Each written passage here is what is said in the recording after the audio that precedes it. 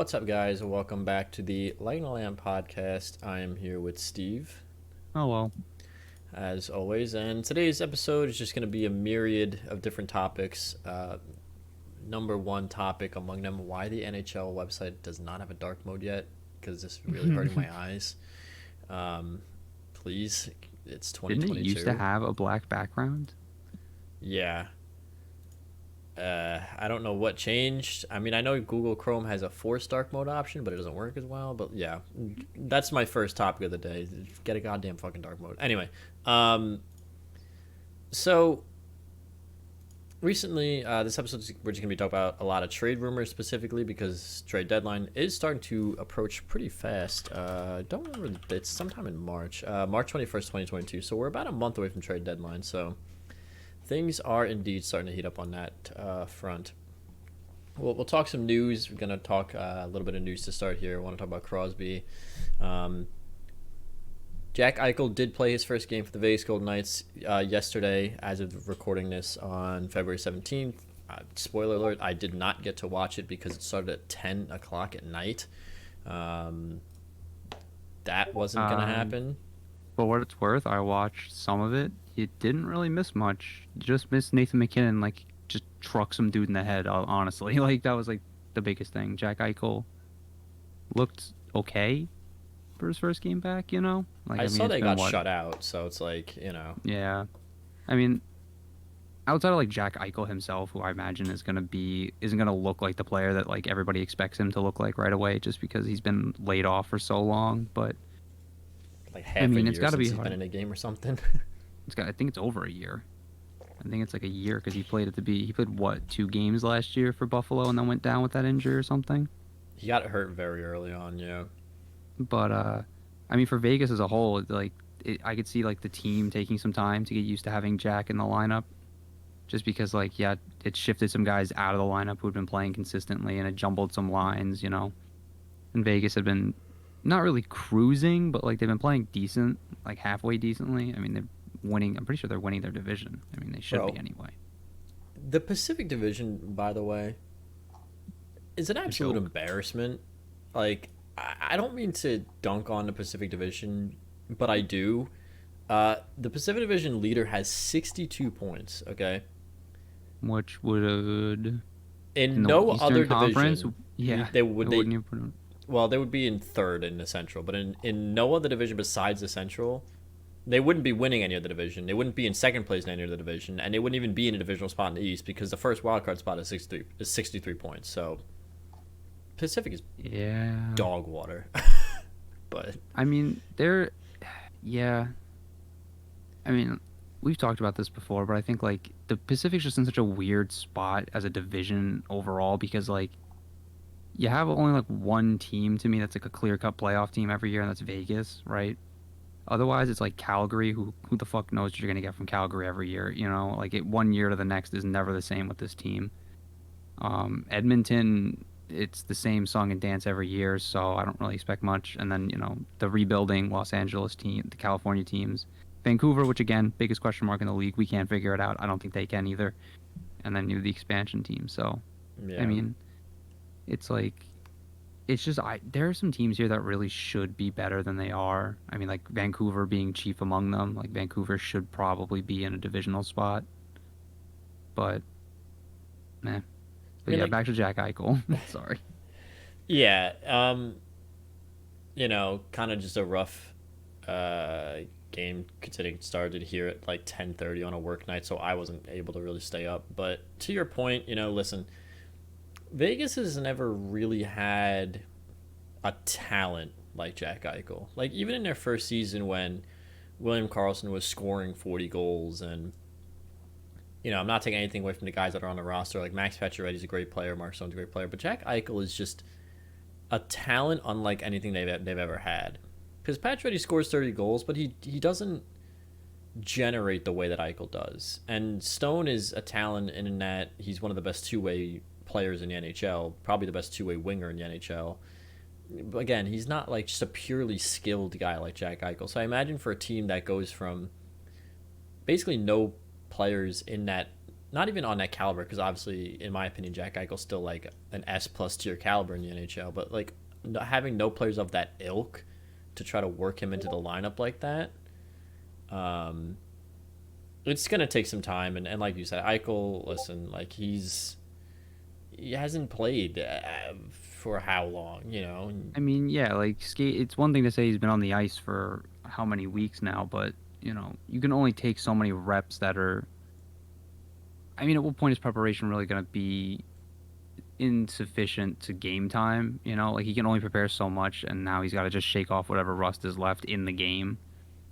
So hopefully, for Vegas' sake, by playoff time, he's back in mid-season form. Which I mean, I imagine he will be. The guy's obviously like an elite athlete. He keeps himself in great shape, and I mean, I imagine it's all just gonna come back to him. And he's got a higher quality of team here than he had in Buffalo. So yeah, well, that's for sure. Yeah, so yeah, Nathan McKinnon decides to hurt Nolan Patrick. That was pretty much the only highlight I saw from last night. So I mean, we'll see. We'll keep an eye on Vegas. They did have to send who was it, Mark Stone? They put on LTIR. yeah, Like the prognosis again when it comes to that is, sure, you can now fit Alec Martinez under the cap when he comes back from COVID, but the problem is I expect Vegas to be active at the trade deadline, which we'll get into later in the episode, because I mean the cap situation, you still have to figure it out, right? This is just a temporary measure. I mean, it's a Band-Aid, right? Like it can't. It's like the Toronto Maple Leafs for the last, I don't know if they're still doing it, but for 2 or 3 years in a row, they had like 4 or 5 contracts just on LTIR to stay under the cap. At some point, you have to actually fix your cap situation. Oh yeah. So yeah, we'll keep an eye on Vegas, and we will be talking about them later in the episode, because we're going to be talking about some trade deadline preview kind of stuff. Want to give an acknowledgement. Sidney Crosby recently scored his 500th National Hockey League goal. Obviously, in the regular season, they don't count playoff stats when it comes to that, because he already has 69 playoff goals. Nice. Nice. Career stats, he has 500 goals, 871 assists for 1,371 points in 1,077 games. I just want to kind of give an acknowledgement to Sidney Crosby, because look, let's be honest here, neither one of you or I really have any impetus to like him from the perspective that we're division rivals, right? We had to dislike Sidney Crosby, right? Right. And I'm gonna be honest here. Like when I first, by the time I really started to understand hockey again, I think, when did he start playing? In 2006. Yeah. So by the time that I was really able to like grasp the concept of hockey, like on a deeper level, I would say probably around the 09-10 season. So he'd been in the league a couple seasons already. I thought at the time he was a whiny baby. I didn't like him, and to a certain extent, I will say, being objective, he still kind of has a little bit of those tendencies every now and then. Like, he does get his back up and do some things that, like, I'm just looking at you like, bro, you're a 34-year-old guy. Why are you, like, complaining about this? Yeah, it's true. All of that to say, obviously, in my opinion, one of the best, if not the best, players of what I would consider like our era of hockey currently. You can say what you want about the Patrick Kanes and the Connor McDavids. Obviously, those guys are absolutely elite talents. But I think the thing that really sets Crosby apart for me personally is just his work ethic and his willingness to do the dirty jobs in areas that other players like Connor McDavid won't get into. Crosby's one of those guys that's not afraid to get involved in the corners. He's not afraid to get involved in the trenches, go to the front of the net and score those greasy goals. And, listen, for a guy that I have to hate, like, I respect the hell out of him. I really do. Yeah, and I was going to say, you have to at some point respect the consistency too, right? Because, like, outside of the years he'd been injured, the guy's been nothing but consistent. Like, what you're getting day in, day out from Sidney Crosby. He always produces. He always shows up. Even if he's not on the score sheet, he's still on the ice in some meaningful way, Yeah, and, he's always noticeable, right? In a lot of different ways, it's different than a megastar talent like Connor McDavid, where obviously Connor McDavid is always noticeable because he's always doing fancy and flashy stuff. But Crosby's always noticeable because you're like, wow, like, here's this guy who's putting up, over 100 points a season when he's healthy and can play the entire season. And yet he's the first guy to go after that puck in the corner, right? He's not just hanging out at the side of the net like an Alexander Ovechkin. Again, not taking anything away from Ovechkin, but let's be honest here. A lot of what Ovechkin does is standing around waiting for a pass, right? So, Pretty much. Just wanted to give a shout out to Sidney Crosby. I'm still going to complain about you because I have to. But obviously deep down as a hockey fan, nothing but respect for the kind of talent he is. He still does some things that make me question him from I'll say discipline perspective. He's had a few incidents in the past. He chopped a guy's finger off, so. But obviously,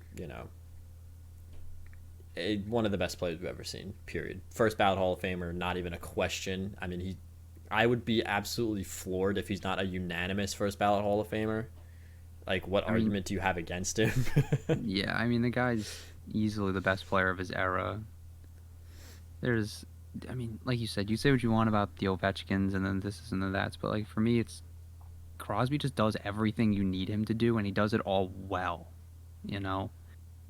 I mean, he's not like a defensive stalwart, but you ask him to go out there and throw his weight around and check guys and try to shut a game down. He'll try. He'll do his damnedest to do it, He's not going to float, and, like, that's the biggest complaint we had about Ovechkin for most of his career until lately is that, like, he just floats. Like, he doesn't do anything. He's not noticeable without the puck, and most of the game he doesn't have the puck.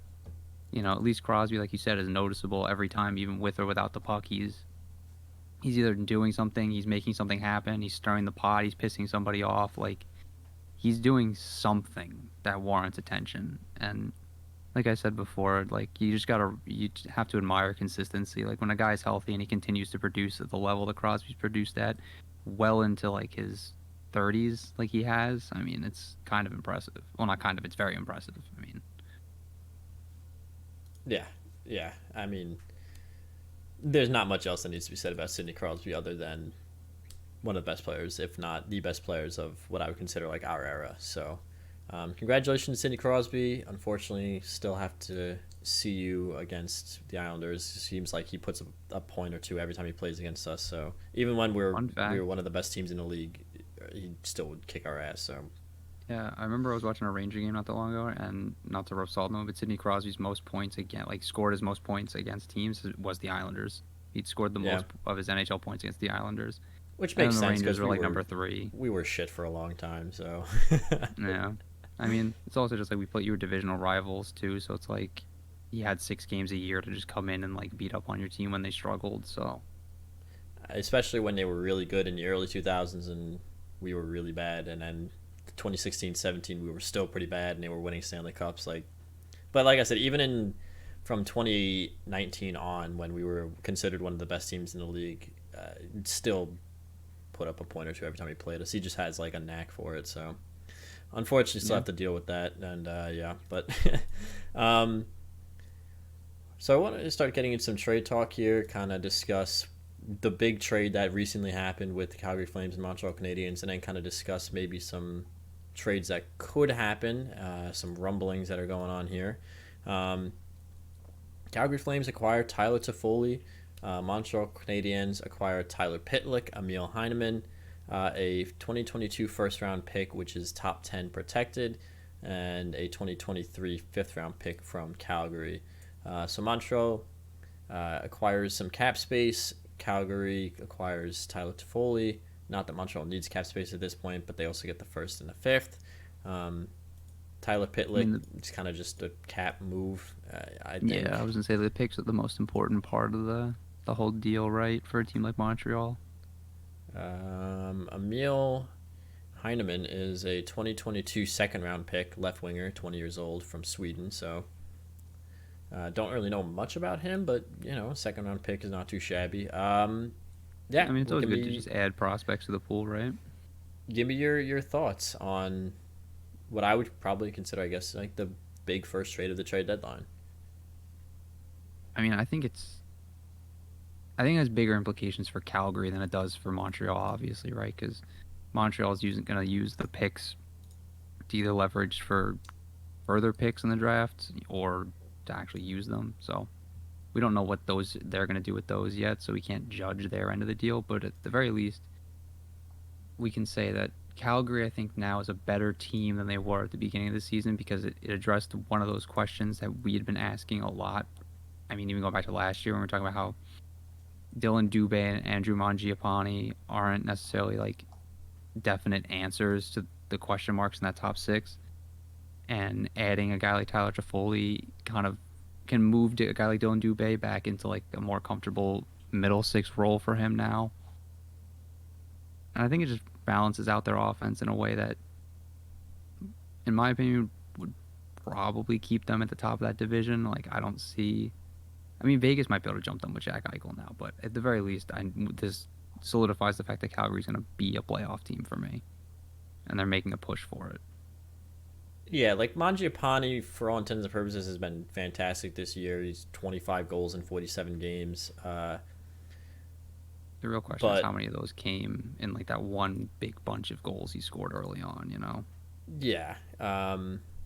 His last 5 games, he's actually been pretty red hot too. 2 goals, 1 goal, 1 goal, 1 goal. But ultimately, it really wasn't so much like anything about, oh, can Mangiapane keep it up, which was one of the questions, but just like you need some more firepower up front because this is a very, very top heavy team, right?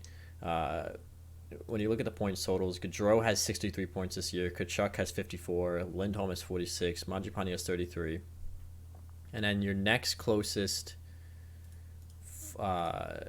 forward out there is you get down to Michael Backlund with 21. Sean Monahan only has 21. Blake Coleman has 20. A very, very top-heavy team where you're not getting a ton of production out of your bottom six. You know, you're getting decent production out of your bottom six, but you're not really getting a ton of production out of your bottom six to the point where you need to lean on your top six a little bit more. And, you know, when a guy like Sean Monahan is really kind of struggling this year, only 7 goals, 21 points in 47 games, you know, you have questions about the long-term sustainability because obviously, like, Jacob Markstrom is having a Vezina trophy type season, but the ultimate question is when push comes to shove, where's the goals going to come from? And, you know, you add a guy like Tyler Toffoli, who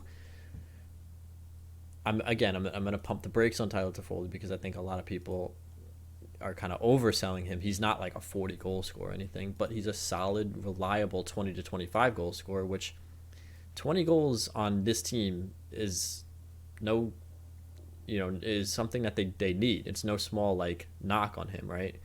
Now you have Mangiapane, Tkachuk, Lindholm, Gaudreau, and you add Toffoli potentially hitting 20 goals. That's 5 20-goal scorers. That's fantastic. If 5 guys out of your top 6 are hitting 20 goals, you're doing something right. Right. You know, how do you feel about the value that went back to Montreal on this? The top 10 protected pick. I imagine, it doesn't say here, but I imagine it's one of those that's like if it's top 10, the pick goes to next year. I would imagine, yeah. I mean, I feel like a first-round pick is always a high price to pay, especially in a year where they're saying this year's draft might be a little deeper than ones we've seen recently. But, I mean, for a guy, I mean, this isn't a rental either. Like, he's under contract, isn't he? He has 2 more years left on his deal at 4.25. So, I mean, like, I guess it's fair value, right? The first round pick ends up, because I could say if it was a rental, I could say it was a little too much, right? Like giving up a first round pick for a guy that you might lose for nothing in the off season. But having a guy that's locked up, I feel like they got pretty fair value out of it. And I mean, Calgary's all but guaranteed to be giving Montreal that pick because there's almost no way this thing's top 10 unless they have like a catastrophic meltdown down the stretch, you know? And even then, I don't know if they still get there. They'd have to do some serious losing to get there. They'd have to like go back in time and lose games that they already won. You know? It's, you know, I said initially when I saw this trade, I also said that the first feels a little bit much, especially when you combine that with a second rounder of a draft pick. But he is under contract, so this is not a rental. This is somebody that's going to be on the team next year if everything goes well, obviously, unless Calgary decides to trade him in the offseason for some unseen reason. But, generally speaking, I think the first just usually gets reserved for guys of a little bit of a, like, instead of that 20 to 25 goals, sometimes you'll see that go for a guy that's like a 30 goal scorer, right? But you take a little bit of the value back when you give somebody who's under contract. So, I think maybe the first is a tad bit much, but quite frankly, for Calgary, this is a pretty young roster, all things considered. But it's a roster that has severely underperformed in recent years. And this reads to me as the GM saying, look, we could just, continue doing what we're doing here because a lot of our core players aren't really that old. Mangiapane's 25, Kachuk's 24, Lindholm's 27, Gaudreau's 28. We've got a fairly young team here, but I'm tired of the inconsistencies and I'm tired of getting booted out of the playoffs, right? So this reads to me as a GM that's fully investing in his team at a time when they need it. And maybe this could take a little bit of the heat off of Jacob Markstrom, no pun intended, because he's kind of been carrying. Yeah. And oh yeah. Not to kind of call certain teams out, but there is always a question mark when you go into a playoffs is, well, okay, the goalie is carrying really hard. How much longer can they really kind of sustain this, we saw that in the Tampa Bay Lightning for a while in the early 2010s when you had like Ben Bishop, right? It was like, okay, Ben Bishop is carrying really hard right now. How long can this go into playoffs? And sometimes they made it really far. You go into Stanley Cup Finals.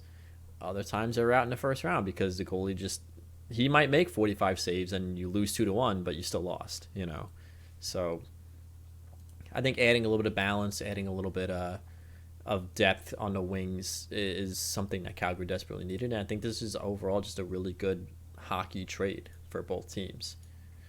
So let's talk about some rumors that are flying around, some kind of big names, honestly, that are flying around in the market. I mean, chief among them, Claude Giroux. He's probably the biggest fish on the market right now, you could say. We've had other names on the market like Ben Sherratt, Jeff Petrie. I expect certain other teams that are kind of out of it right now to be involved in the rental market. The New York Islanders, for example, have a couple of players that their names have been flying around on the rental market. Cal Clutterbuck is on an expiring deal. Daniel Chara, Andy Green's on an expiring deal. There's a lot of things kind of flying around the market right now. So let's start. We'll start with the big fish, Claude Giroux. My question to you is, do you think he goes anywhere? Because his contract is up, but he also has a no movement clause. So if he really wanted to, he could just say, I don't want to go anywhere right now, and I'll figure it out in the offseason. Or he could say, I don't want to. Tavares, yeah. Or he could say, I don't want to go anywhere. I'm staying in Philadelphia as long as you'll sign me. So do you think Claude Giroux is going to get traded? See, that's tough. I don't know. I mean, they're so far out of it, right? But I guess it really depends on. See, I don't have an answer for you. But if I was the GM, I guess it really all boils down to, do you think this team is ready to compete next year? Like, is this just a fluke? Do we come back and rebound from this next year and come back better? And if so, would trading Claude Giroux end up hurting us in the short term?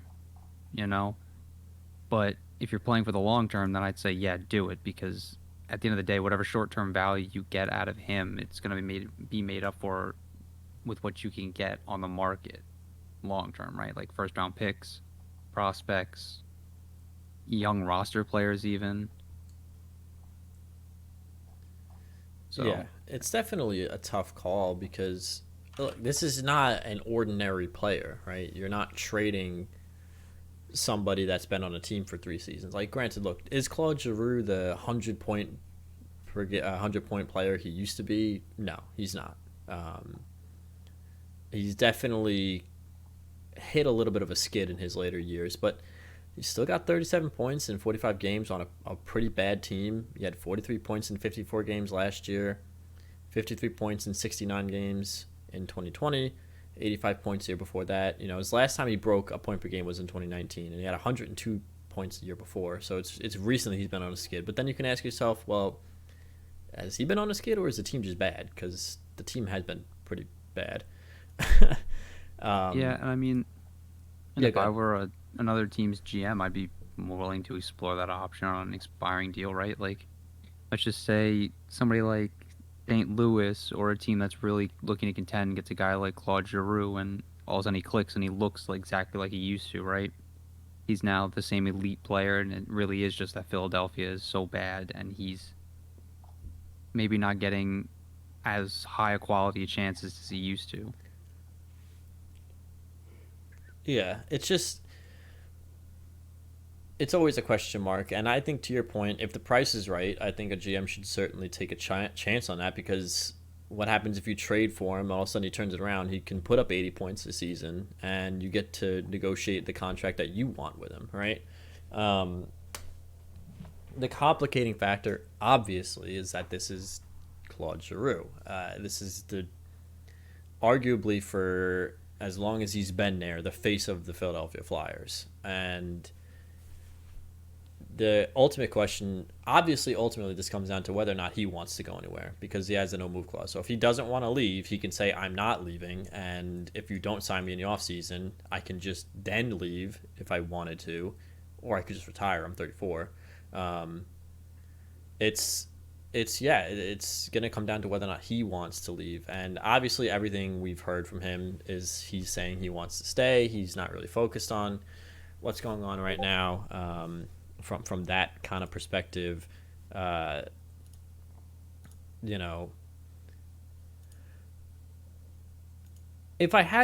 was a betting man,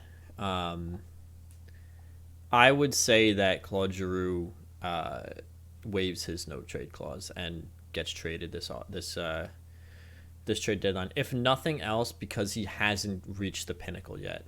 I mean,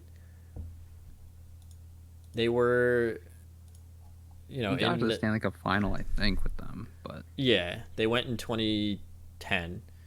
He was there, but since then they haven't ever made it back to the Stanley Cup final, and I don't recall offhand made it out of the second round. Them, making it to the Eastern Conference final. And for a guy that's 34, the clock is ticking. It's you're not gonna be. I don't think it's worth you sitting on the Flyers for as bad as they've been the last two seasons and saying, well, maybe it'll get better in time for me to win a Stanley Cup, because who knows. True. I mean, on the flip side too, though.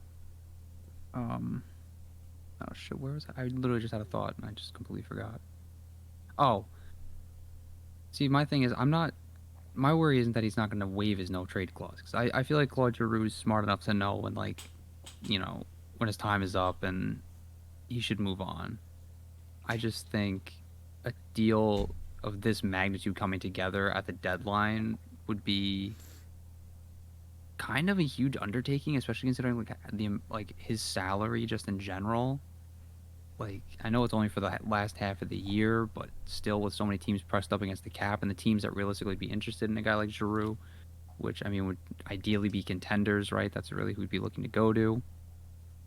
Being so pressed against the cap specifically, it'd be tough. It would definitely have to be a big trade, right? Like, you'd have to have some big pieces coming back, and there'd have to be some salary moved around either one way or the other, or retained in some form. Yeah, certainly. He's making, I think, $8 million.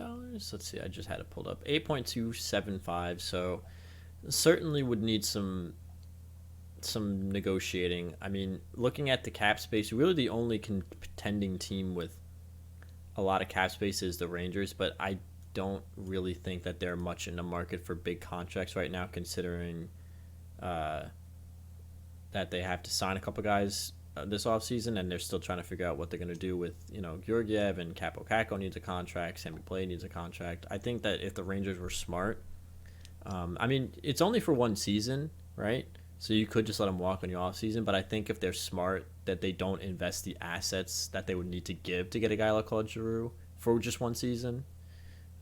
Yeah, I just don't think it would be the return would be worth it. Like, I don't being a Rangers fan, like obviously I watch them every night, and like it's just not there this year, right? Like it doesn't seem. I know they've been competing for the top of the division, and at points they've been number one in the Eastern Conference, but like to me, this isn't the year to push for the Stanley Cup, right? Like this is the year I think like the Rangers need to just see what they're made of, like go into the playoffs, see what they do, see if they make any noise, and then see what happens, and then make those types of moves. I mean, Yeah. I think a guy like Claude Giroux would obviously be like an upgrade at number 2 over Ryan Strome. I mean, like that's not even a question. You're replacing a guy who's, I mean, a consistent 50-point getter, which is still important. I mean, it's still a valuable role to have on a team with a guy who's clearly has the ability to put up over 100 with good teammates. But in the short term and in the long term, I don't think it really works. Just because, like, why would you want to? I mean, why fix what isn't broken, right? Like the Rangers are kind of just rolling now, and like the areas they need to address that are really like evident isn't this. Like this isn't the area where like the Rangers need to make that big upgrade into like a number 2 center, I think. No. I think Yeah, go ahead. no, I was gonna say, so I don't think really like it would make a lot of sense. And I know like Chris Drury's kicked the tires. I've heard Chris Drury's been kicking the tires on pretty much every name that's come up at this point. And I mean, like, I think I don't know how serious the interest is on his part for a lot of these players, but I mean, I could imagine at the very least it's, for a guy like Jacob Chikrin, who we know the Rangers have actually made offers on already. There's obviously some varying levels of interest. Yeah, it's just the going into this offseason, it looks like, according to Cap Friendly, the Rangers are projected to have $9.6 million in cap. To sign the guys who need a contract: Strome, Julian Gauthier, Greg McKay, Kevin Rooney, Libor Hayek, Alexander Georgiev, Sammy Blais, Capo Caco. Obviously, some of those guys are not going to get signed. But, you might be able to fit all of those guys under the $9 million. I think you probably can. But could you afford to pay Claude Giroux, even if he takes a discount in his older age, could you afford to pay him something like $7 million or $6.5? Probably not. So I agree. I think that they should kind of just stay away from this deal. But yeah, I mean, obviously trying to get a package done for a guy like him, generally speaking, this happens in the offseason. But the Flyers might be willing to take some steep discounts, considering that they don't want to lose him for nothing. Yeah. There's I mean, always I that can factor imagine. too. I imagine like if it does get done, this is gonna be one of those deals we see that happens in the days leading up to the deadline when the GMs aren't necessarily like on the clock with the gun to their head, where they could actually sit down and work a deal like this out and hammer it out over the course of hours instead of like playing phone tag with every GM in the league and trying to put this deal together at the same time. But like you said, I feel like this is I mean, granted it's an expiring contract, so like there really isn't a lot of value to be had in the offseason with it, but I feel like a guy when you move, like you traditionally see guys who are such big pieces of their team only necessarily get moved in the off season, not really during the season.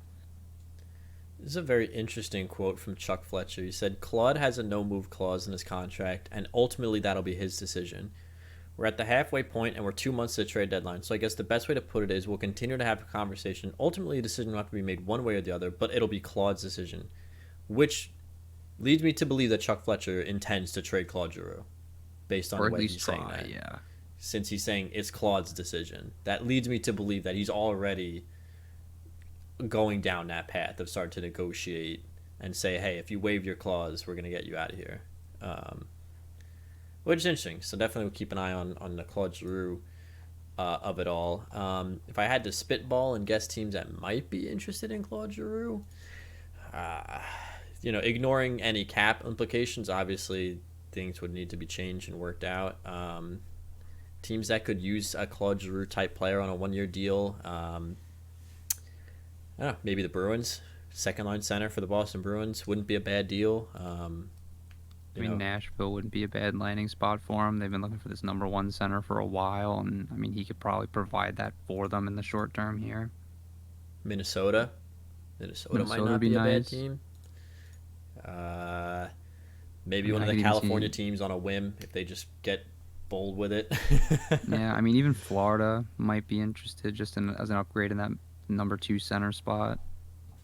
If Dallas really believes that they can make the playoffs, I could see the Dallas Stars being interested because they are the kind of team that I do anticipate to be active at the deadline. Because if their clock is really ticking at this point, like these are make or break years for this roster, in my opinion.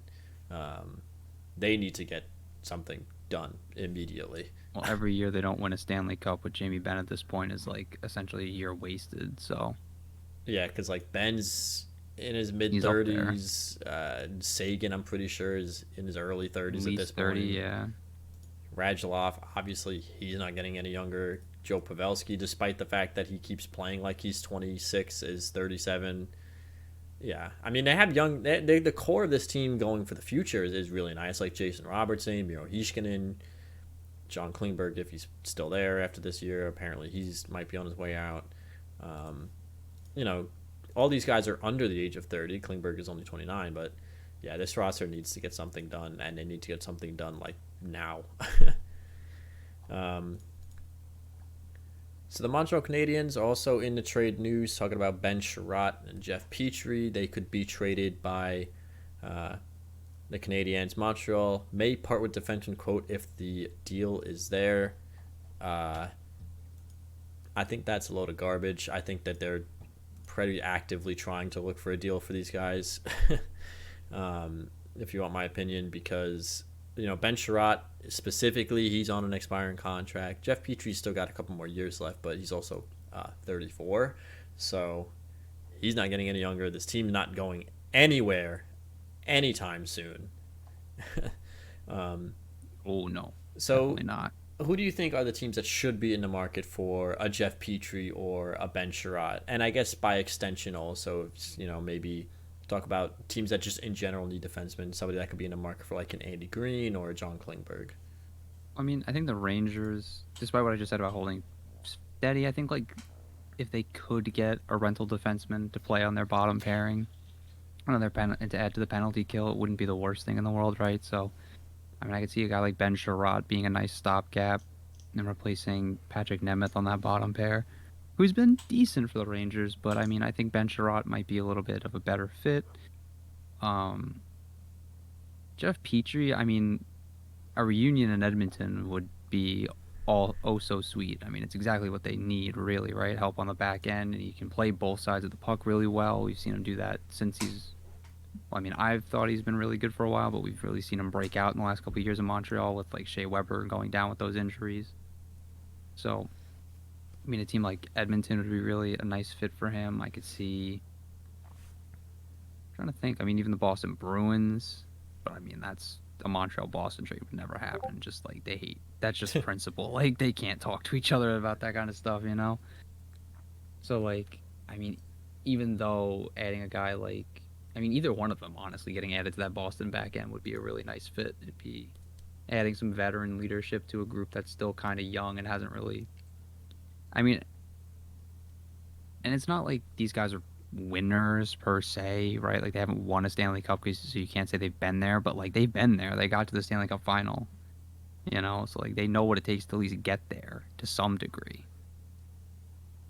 I was thinking, I think the perfect fit for either Edmonton or the Rangers, I was honestly thinking Andy Green.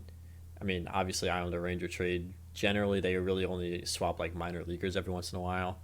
But I just think Andy Green for the Rangers would be really nice because he's only making like $800,000 this year. And he's a stay-at-home defenseman. He's just going to do his job and get off the ice. He's been in the league for a long time, back-to-back Eastern Conference Finals with the New York Islanders. And he's also the kind of guy that, at this point in his career, if you need to scratch him, he's not going to make that much of a big deal about it. And he's on an expiring deal. So if somebody, because the Rangers do have some nice younger players, if somebody starts popping off in the minors and they want to bring them up, Andy Green could be a nice mentor for them, specifically for the Oilers. He's the exact type of defenseman that the Oilers need because they need somebody who's just going to be a low event player, somebody who just gets on the ice, blocks a couple shots, does his job, and then gets off. They don't need anybody that's going to make the game more exciting. Yeah. Oh no, definitely not. I mean, the Andy Green thing and the Andy Green connection in New York, I've heard as well, and I think, I mean, it's also just a good fit because you've seen what he's done with Noah Dobson. Like, he's managed to calm him down and really mentor his game and like push him to become the player he's going to be. And I think just adding a guy like that to a locker room full of defensemen who are pretty young for the Rangers. I mean, all things considered, like Adam Fox is only like 23, I think, or 24 maybe. So like, and I think the oldest defenseman out there outside of like Patrick Nemeth when he's playing is probably Jacob Trouba at 28 or 29. So I mean, adding a guy like Andy Green, who again has actually also been to Stanley Cup Finals with the Devils. Like, I don't know if he was on the team when they won their last Stanley Cup in the early 2000s, but I know he was on the team for sure when they went to the Stanley Cup Final in 2012. So, at the very least, a guy who knows what it takes to get there. And he's, for the Rangers, who again kind of need low event players, specifically on the back end. This back end is loaded with talent, right? Keandre Miller, Adam Fox, you know, guys like that. The Rangers don't need really any more scoring defensemen than those two. They kind of just need another one of like a Ryan Lindgren, and that's exactly what you're getting. With Andy Green. Yeah. Like, Jacob Trouba is a fantastic defenseman. Don't get me wrong, but he does have times and moments and nights where he's a little bit inconsistent. Whereas Andy Green, he's never gonna wow you. You're never gonna be like, "Holy crap, look at that play by Andy Green." But you're gonna be like, "Okay, did his job, got off the rink, went back on the rink, did his job." Like, He didn't necessarily cost us anything. Didn't make any big mistakes that ruined us. Games on the line, last 2 minutes, you're protecting a 1-goal lead. You can throw him out for a 30-second shift and feel pretty good about it. And he would be low cost, considering he's only making $800,000. And like you said, the Rangers aren't going to win the Stanley Cup this year. But a guy like Andy Green could help these young guys experience that first taste of true playoff hockey, because the bubble, not really the same. I'm not really going to count that. Doesn't count, yeah. Just because, like, that was different. There wasn't fans. They don't know how to handle the energy, right? Like, they're going to be going into hostile buildings where people hate their guts in playoff time, and the nerves and the energy. Even just having a guy like Andy Green, even if the Rangers, flunk out and lose in 6 games, having Andy Green's there for 6 games, just telling the guys, okay, listen, this is how the playoffs are. Here's how we're going to get through this. Here's what you got to do. Stick to your game. Those 6 games could really mean a lot for the development of a young player. And also, honestly, with the way that COVID and injuries have been happening, it's always nice to have a 7th defenseman that, if God forbid anything goes wrong, you can feel a little bit more comfortable throwing out somebody like Andy Green than calling somebody up from the minors. I also think Andy Green would be fantastic for Edmonton for that same reason, because God knows they need help on the back end. Petrie and Klingberg a little bit more, bringing some offense to the table. I don't really know that the Rangers need that. I don't think so. I don't want to keep rocking the boat, but like, Calgary could use some offense from the back end. Like, I mean, yeah. Ever since they've lost Dougie Hamilton, I mean, I can imagine Boston being in on John Klingberg as well, needing some more offense out of their back end, because, I mean, they've been decent, but outside of Charlie Mack, like, they don't really produce offensively, So, I think, so we'll get into a little bit of a discussion here too about like what teams do we think need to be active at the trade deadline. I think the Bruins are one of these teams that need to be very active this trade deadline, because this core is shrinking very fast. I mean, Char is obviously out. Krejci's out. Marchand is 33. Uh, Patrice Bergeron is 36. The rest of the team, even some of the rentals that they've picked up over the years that have turned into everyday players, like where the hell is he? Baldy Taylor Hall. McBald, Nick Foligno. He's 34. Taylor Hall, I think, is still kind of relatively young. I think he's only He's like 28 or 29, but let's be honest here. When Marchand and Bergeron go, this team is a very, very, very different team, and I think you have to get going. You have to get something done in these next 3 years with these two guys on a team. You can't afford to just sit back and be like, well, we're going to go into the playoffs and see what happens. Like, I think the Bruins need to be very, very active this trade deadline.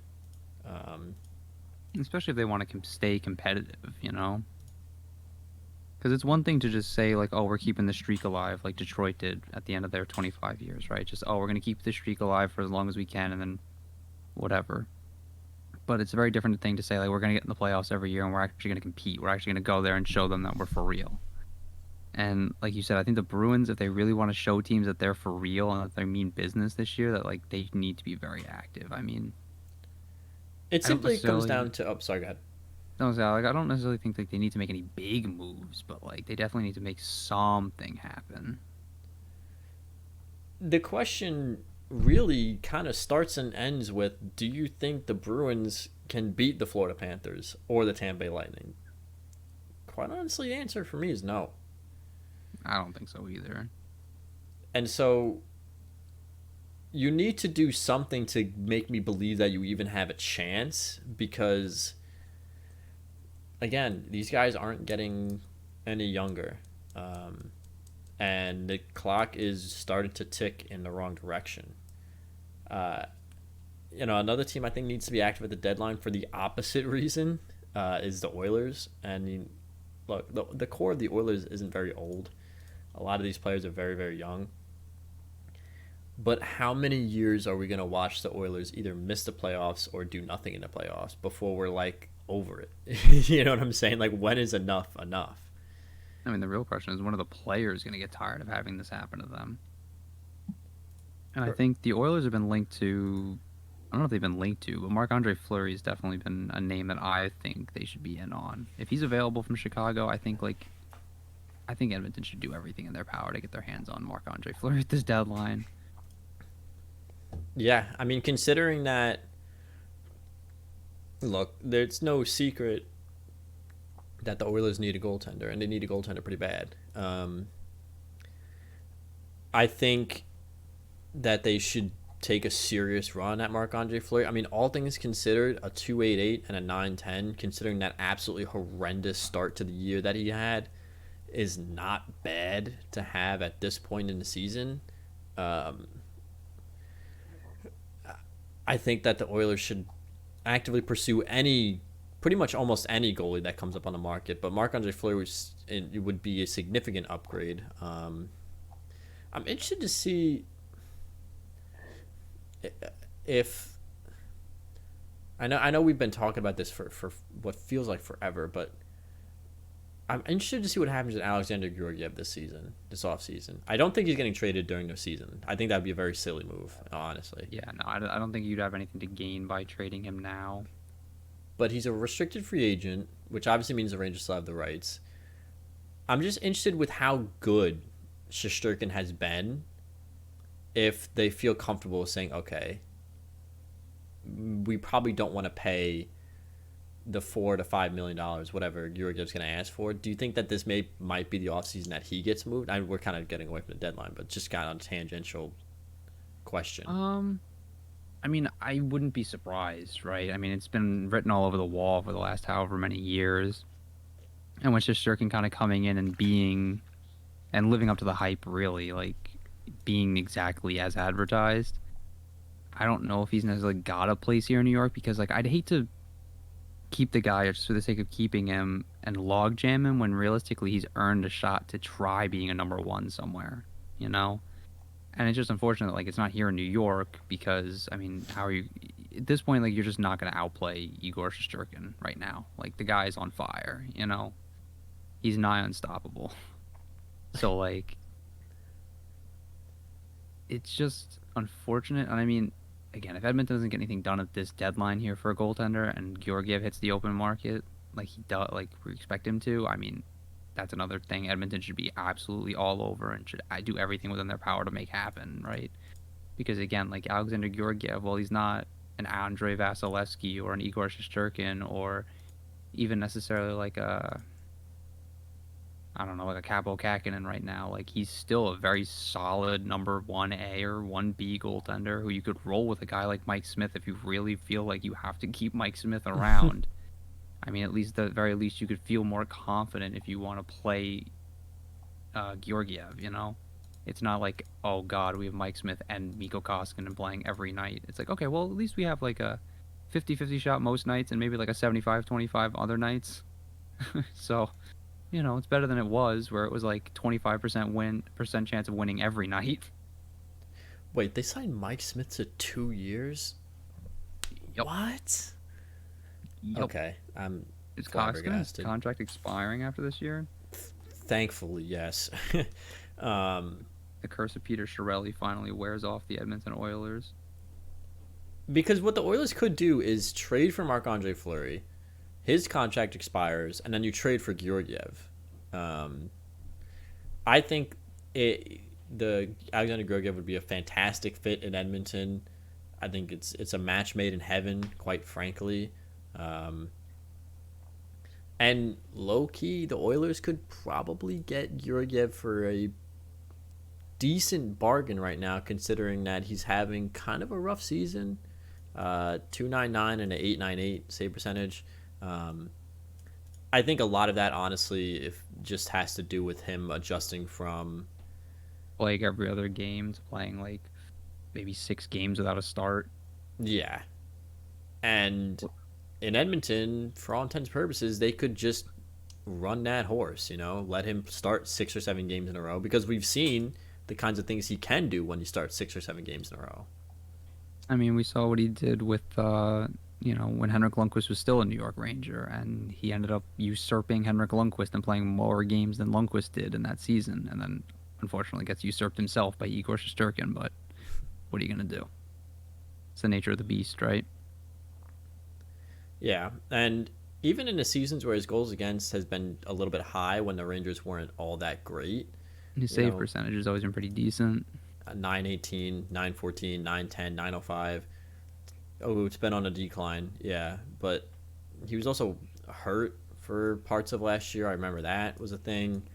Only played 19 games last year. I think that they could get Georgiev for a steal given his current stats. They could probably sign him for a decently good contract. And, I mean, they just, please, get the Oilers a goaltender. I think another interesting fit for Georgiev might be a team like Buffalo. I mean, granted, Buffalo's terrible, right? And he's only 24 or 25, if I remember correctly. He just turned 26. His birthday is February 10th, so he just turned 26. Okay.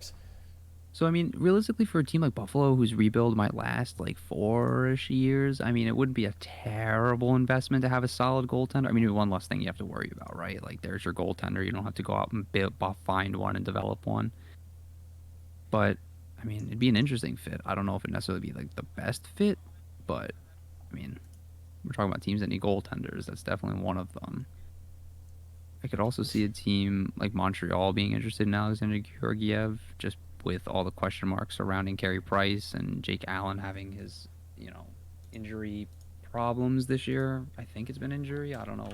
But I know he's been in and out of the lineup. Yeah, so I don't know if he had COVID. Yeah, I wasn't sure if it was like COVID at one point. Because, I see most of the news through like the fantasy app. So, like, seeing who's hurt, that's how you find out. I found out. So sometimes you kind of just see the thing and just assume he's injured. And it's like, no, he's actually just in COVID. Anyway, that's like a weird tangent. But yeah. So yeah, I just could never tell why he was actually out of the lineup. But yeah, I mean, it definitely would be an insurance mark. And I mean, Montreal's not that far. Like, they're not close to competing, but they're not that far away from being like a bubble wild card team to me. Like, their young guys develop a little bit over the next year or two. They add a piece here and there. You get another solid goaltender to play alongside an aging Carey Price, and I don't know. You might have yourself a bubble playoff, a wild card berth in 2 or 3 years from now when Georgiev's only 29, 30. Yeah, I mean, Montreal is interesting considering that I think that they're finally, the fact that they're looking to maybe potentially trade Petrie and Chirac kind of signals to me that they recognize that things are kind of done here. Like this core needs to move on to that next phase of rebuilding, and you build around guys like Cole Caulfield and Nick Suzuki.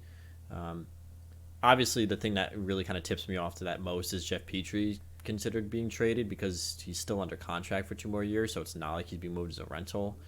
Um, I could see Montreal being interested in Georgiev. I could see Edmonton being interested. Buffalo, I think, wouldn't be the worst thing in the world either. It's going to be interesting. I don't, like we said, we don't anticipate him being moved at the deadline, but I guess crazier things have happened. Who the hell knows, right? Maybe like some team comes through with like 2 first-round picks and you can't really turn that kind of offer down, I suppose. But Yeah. I mean, listen, we saw Ryan Miller get traded to the St. Louis Blues when they had Brian Elliott and Yaroslav Halak still on the roster. So, yeah, um, yeah. So yeah, is there any other teams you wanted to talk about before we kind of wrap up here? I don't think so. I don't think there's been really. I mean, Jacob Chikrin's name's been thrown around. We kind of addressed that up briefly. Other than the Rangers that I've heard that have been interested in Chikrin, it's like the Boston Bruins, who again have been pretty much interested in every defenseman who's hit the market this year because they should be. Mhm. Um, Especially after that catastrophic failure of the Tuukka Rask experiment. Yeah, Jeremy Swayman. Luckily, thank God, Jerry Swayman's on his revenge tour now. back in the NHL as he should have been the entire time. Yeah, bro. My man's on demon time now, too. He comes back and absolutely. I mean, he had a shutout streak of almost 2 complete games. But yeah, I don't think there's really any other big news. I mean, Brad Marchand's still a pending appeal on his suspension that's almost over anyway, which is hilarious to me. That his suspension's probably going to be up before the pending appeal is up. Yeah, it's like why even bother, dude? Just At that hold point, that yeah. L, bro. Just hold it. All right, so we'll wrap up here. Next week, talk about who the hell knows. Obviously, we're going to be keeping an eye on this trade deadline stuff. Things are heating up. But yeah, so next week, who knows? Talk about whatever. Maybe, I don't know, Calgary goes out and trades for John Klingberg and Jacob Chikrin, and they win the Stanley Cup. Who knows? So I want to thank you guys for watching, and we will see you guys again next time.